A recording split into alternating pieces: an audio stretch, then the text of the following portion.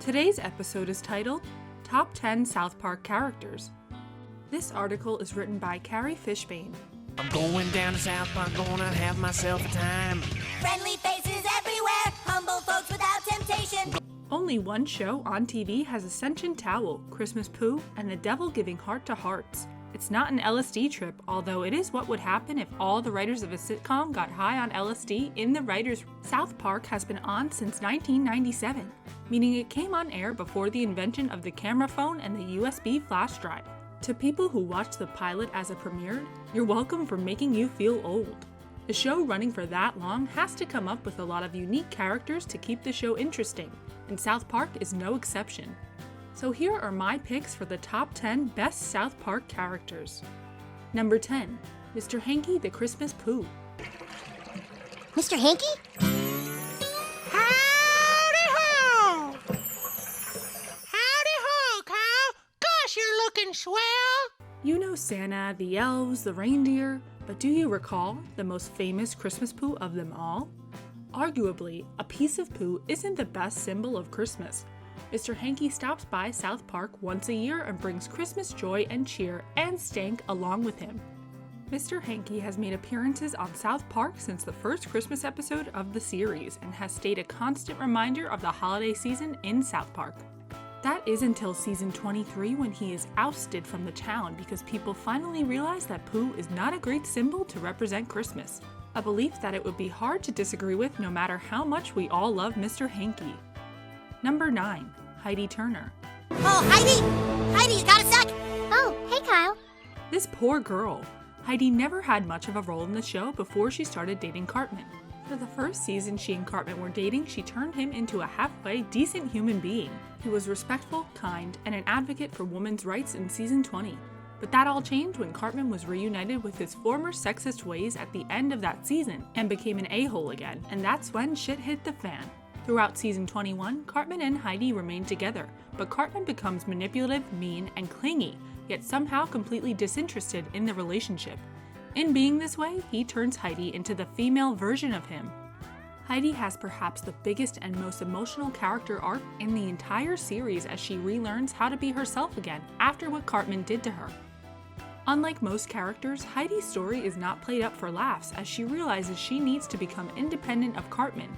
No, South Park is not the world's most real or emotional show, but Heidi gave South Park a breath of what real women face when they're in an emotionally abusive relationship, and it's occasionally nice to have a break from all the butt and fart jokes. Number 8, Sheila Broflovsky.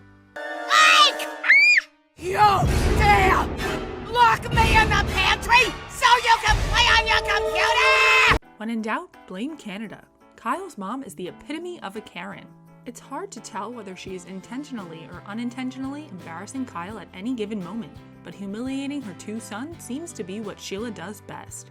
She is at times a borderline psychotically overprotective mom, and the very definition of a helicopter parent. Eric Cartman is enemy number 1 for Kyle, and Sheila gives Cartman all the ammunition he needs to humiliate the poor kid. Her biggest moment to shine was in the South Park movie Bigger, Longer, Uncut, in which she leads South Park's parents on a tirade against Canada because of the nation's lax censorship laws that allow for Terrence and Phillip to be on air. Of course, you could just spend more time with your kid to prevent them from wanting to turn on the TV to Terrence and Phillip, but blaming an entire country for one show is much easier. Number 7, Mr. Mackey. Boys, are you paying attention? Sorry, Mr. Mackey, okay? Okay. Now, children, has that marijuana made it around yet? Mr. Mackey is hilarious? Okay. Mr. Mackey is the South Park Elementary School guidance counselor. He is sedate in nature and passive. Mr. Mackey is probably the most responsible and level-headed adult in South Park, but that doesn't say much. He is mediocre at best when it comes to being a guidance counselor and has trouble standing up for himself, mostly because he doesn't seem to realize it when the kids of South Park mercilessly tease him. Some of his best moments in the show are when he teaches sex ed despite being, in essence, a virgin, and when he becomes a drug addict after being fired for his anti-drug camp, which included passing around a baggie of weed to the kids. However, Mr. Mackey is most loved for his catchphrases such as his deadpan "okay" and his staunch hardline anti-drug message to the kids. Drugs are bad, okay? And if you do drugs, that's bad. Number 6. Chef. Hello there, children. Hey, Chef. How's it going? Bad. Why bad? Children, I heard about what happened at school today. Now, none of you took that nasty marijuana, did you? I'd suck on his chocolate salty balls any day. What? I have a sweet tooth and I'm looking for a terribly named snack. Chef is a borderline sex addict, an advocate of prostitution, and a mentor to the kids at South Park Elementary. He's so good a mentor, I wish I had him around to perform a musical number about hookers with a special guest appearance from James Taylor. Come to think of it, that would have helped me out in 4th grade when I thought a hooker was a person who helped fishermen bait their line. Chef is the only adult in South Park who the boys can rely on to always tell them the truth without sugarcoating. No one talks straight to 4th graders, so it's nice the boys have someone to sing to them about what to do when they kill their teacher. Number 5. Kenny McCormick. Okay, have a seat, young man.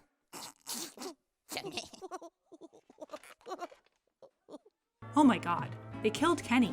You bastards. Kenny is the quietest member of our starring quartet of 4th grade boys, mostly because his coat zips up to his nose so it's hard to hear anything he says. Kenny has been through the most of any South Park character. He has died hundreds of times, but each time he does, he always shows up good as new the next episode. Kenny occasionally takes on the alter ego of Mysterion, and when he's Mysterion, he seems to be the only superhero who does any good of all of Cartman's superhero team called Coon and Friends. But when he drops the superhero act and just is Kenny, according to Butters during his Hawaiian emo phase, the only kid at South Park Elementary who keeps it real. Number 4. Butters Stotch. Oh, it was all just a dream. Come on, Butters, time to get up.